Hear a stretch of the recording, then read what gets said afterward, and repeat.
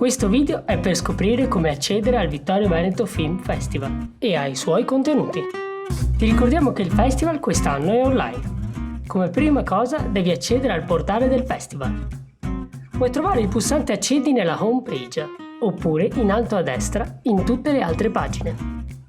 Una volta cliccato basterà inserire nell'apposita sezione i tuoi dati di registrazione, username e password. Una volta cliccato il pulsante accedi verrai rindirizzato alla tua pagina utente, dove potrai trovare i film della settimana e i vari webinar. Cliccando sul pulsante guarda il film, il sito ti porterà alla pagina del film in questione. In questa pagina potrai trovare la trama e il trailer e altre informazioni utili. Per visionare il film ti basterà cliccare il pulsante guarda ora.